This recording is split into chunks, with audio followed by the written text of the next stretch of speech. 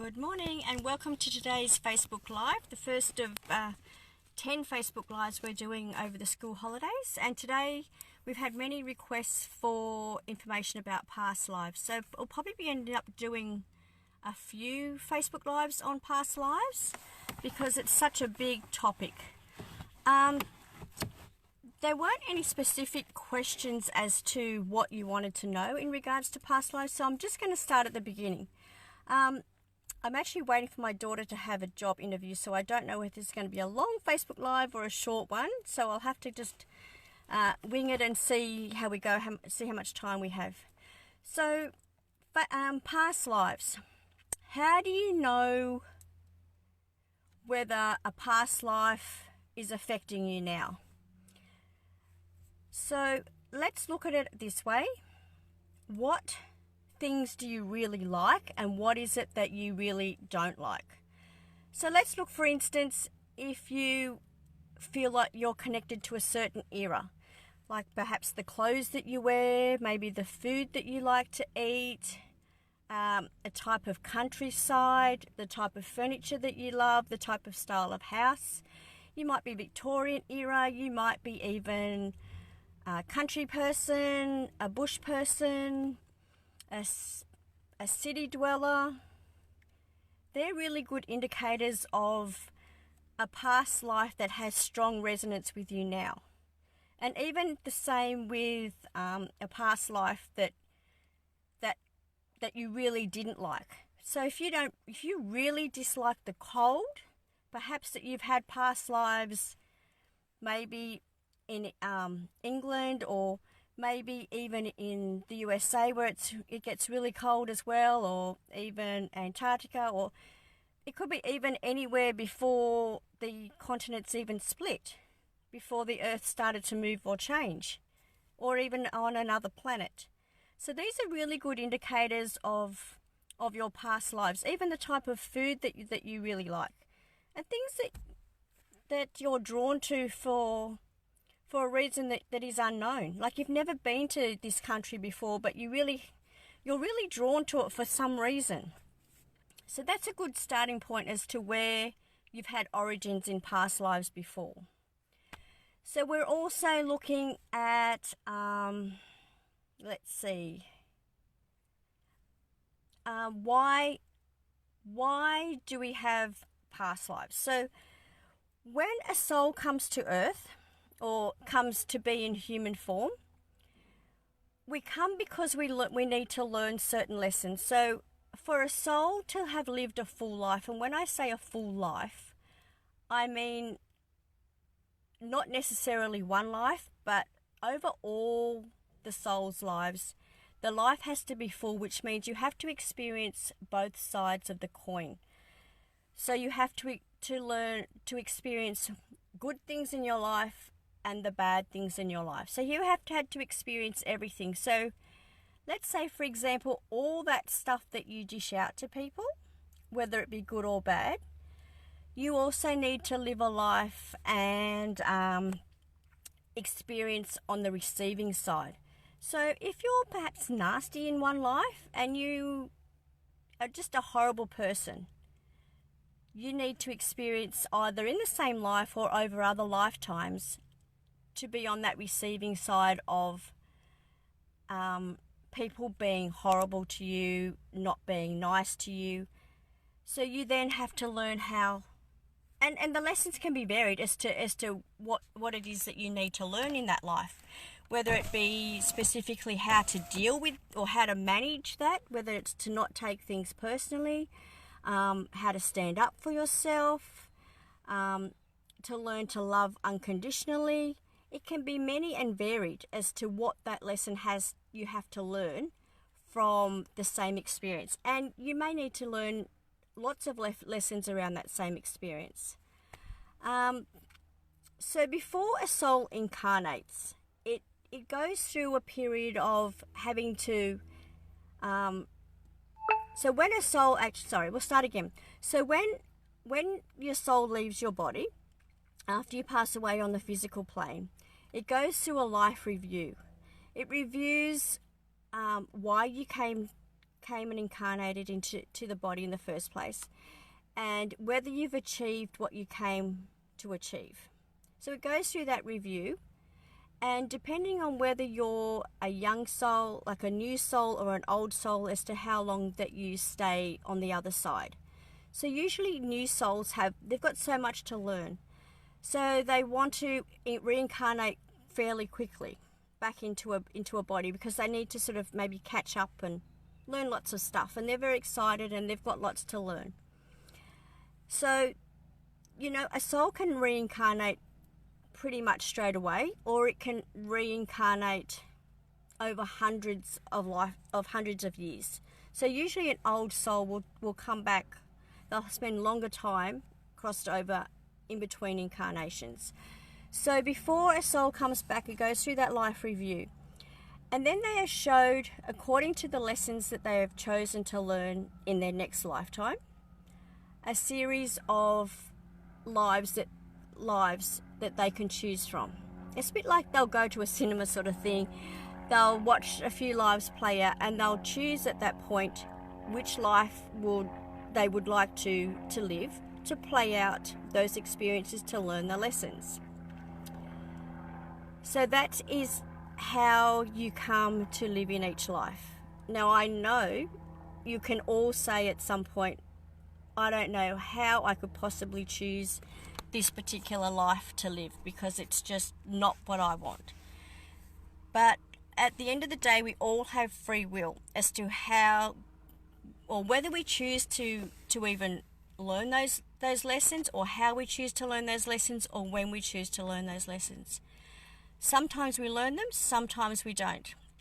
Now, with each lesson that we're given, we either choose to do something with it, we choose to ignore it, we might choose to shelve it, or we're still working on how we're best to learn that lesson.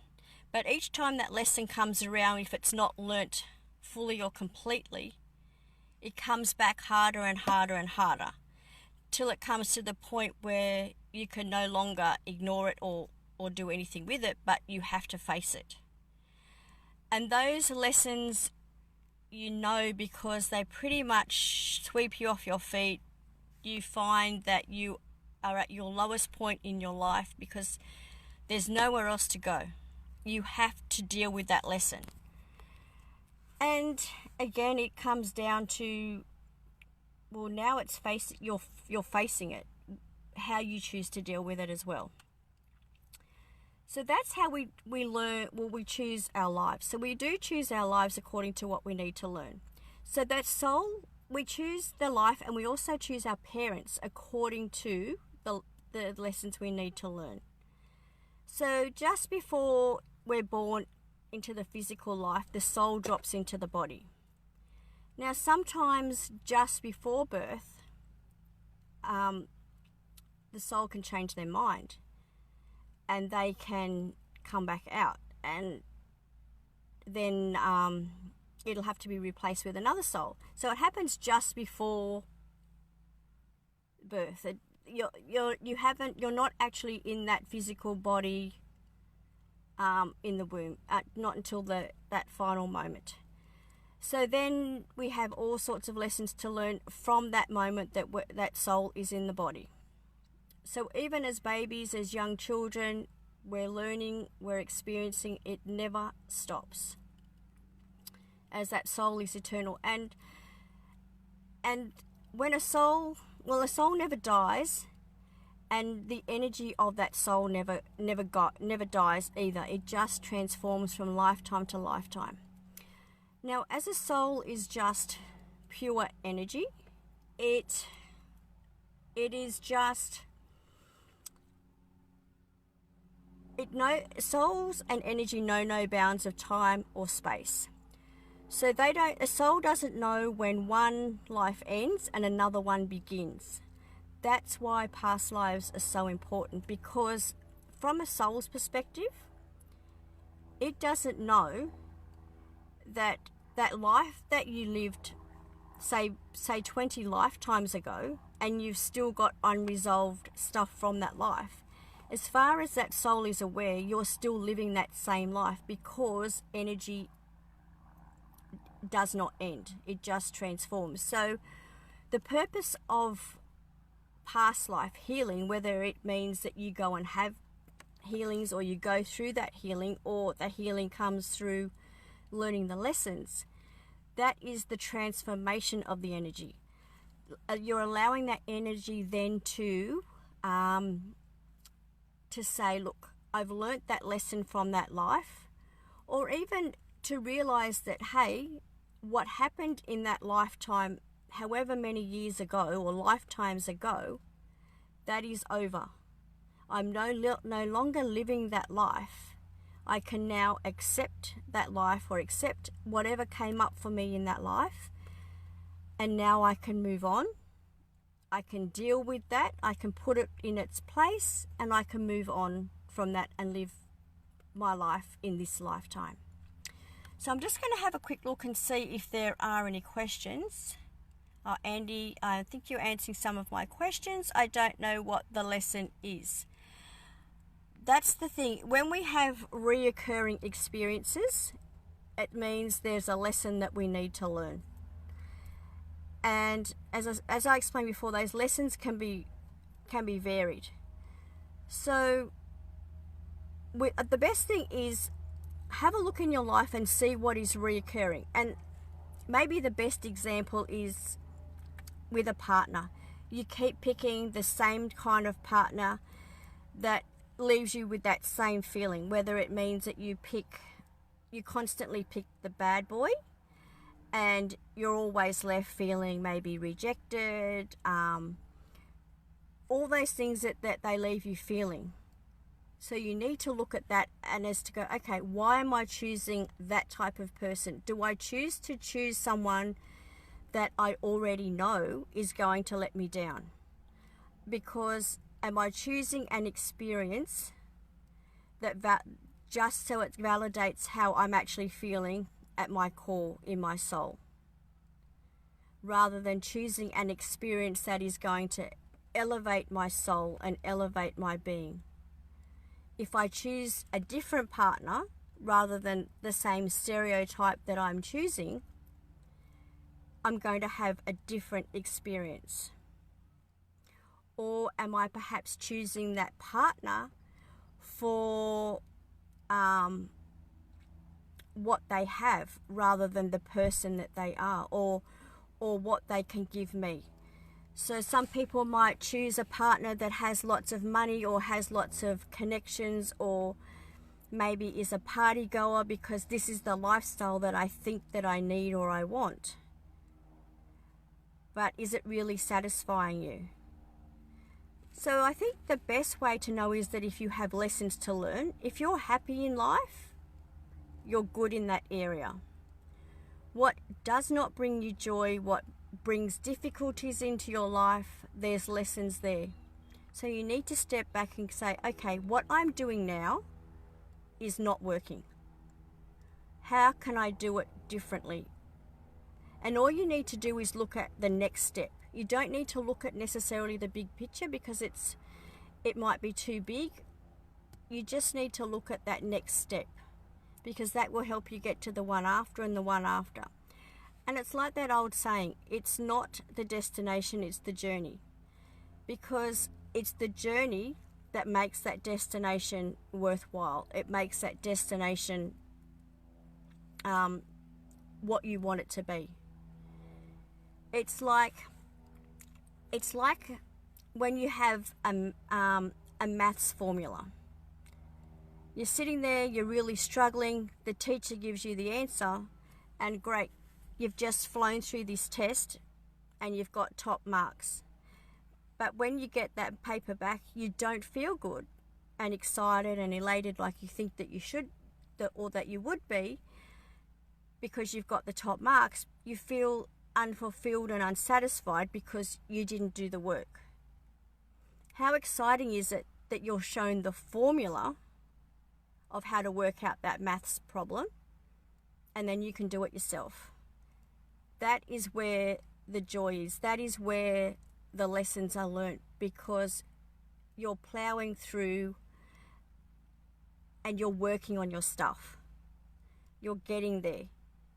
You've been given the answers is unfulfilling, and it'll solve the problem for now, but the problem is still there because you don't know how to approach something the next time.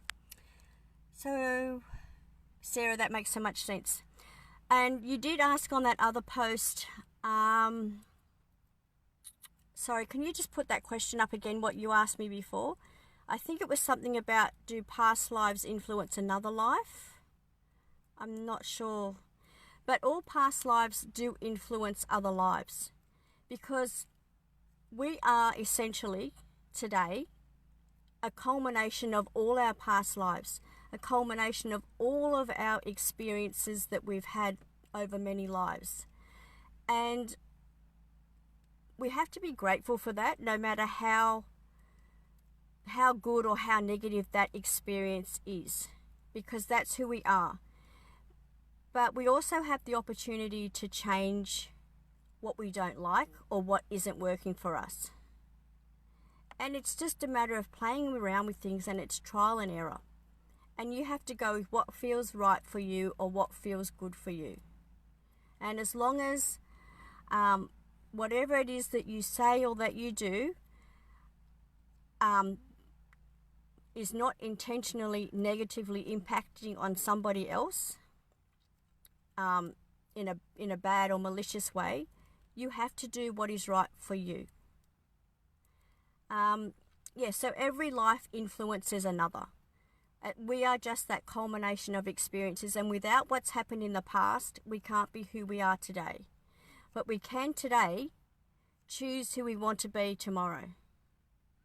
Just because we've had that past life experience, same as we've had an experience in this life.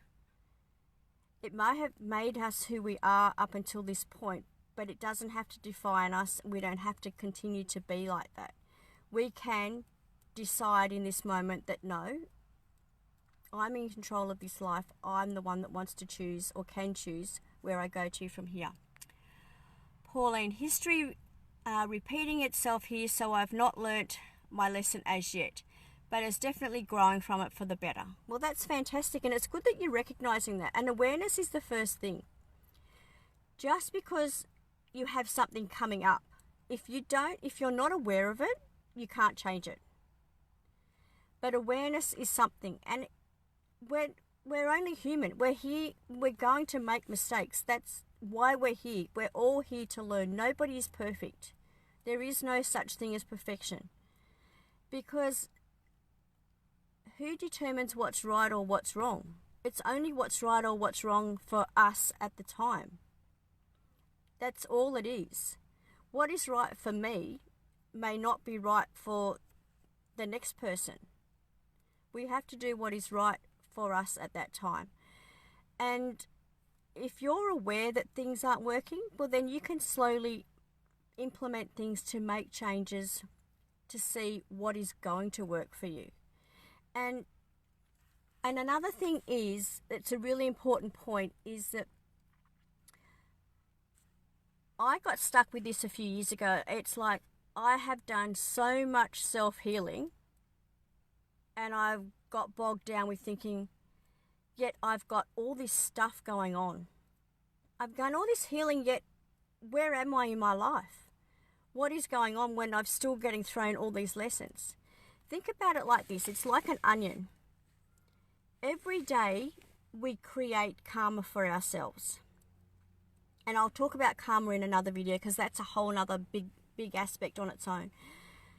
So every day we create karma within our lives. And most of the time it's really small. So throughout the day it can correct itself. It's rebalanced again. Or perhaps it will be rebalanced over the next couple of days, couple of weeks, couple of months. We're always creating stuff in our lives, and we're always correcting things in our lives. And that's the thing. The more that we learn, we're just taking off those layers, and we learn things. We can't say that we don't learn anything in our lives, because we do. Sometimes they're just small things, and sometimes they're big things. But it comes down to whether you're aware of that or not. But the more stuff that we learn and we take off, we then create space for other deeper healing to come up. And that's where you can get stuck and think, I've done all this work, yet I'm still in a really bad position. Don't get stuck in that thinking, because you're doing the work. It's just that deeper stuff that needs healing now. And while it might seem more challenging and more difficult, it's the smaller stuff that have taught you the lessons and shown you the way of how to solve or to work through the greater challenges.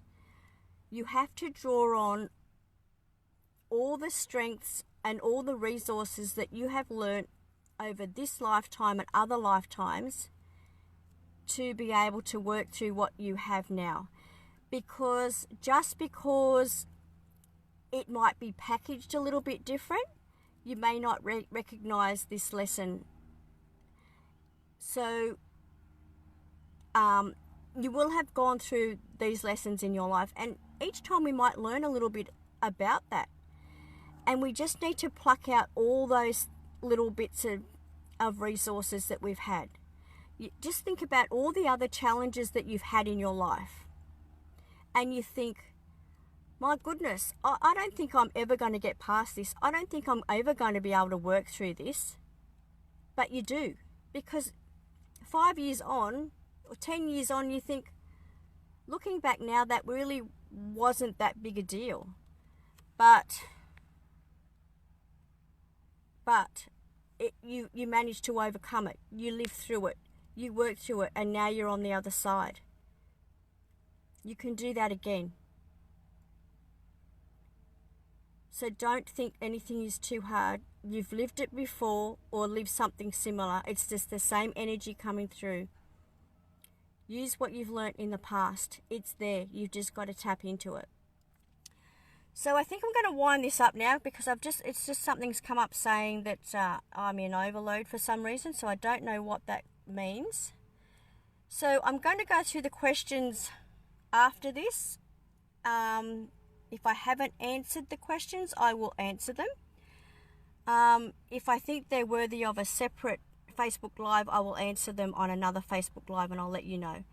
If you're going to be watching this on the replay and you have a comment to make, whether or a comment or a question, can you just put #replay so I know when I come back that I haven't already answered that question or something like that.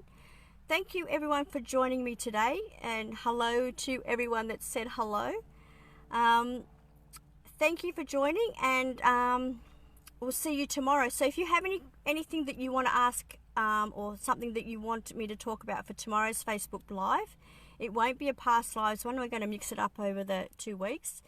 But if there's anything spiritual you want to talk about, whether it be signs, ancestral healing, how to do card readings, intuitive readings, meditation, I don't know, anything spiritual, pop it down, whether it be just about the topic or subject, or if you have specific questions about that, pop them down here and I can have a look for tomorrow. Thanks for joining me, and I will see you tomorrow. Bye.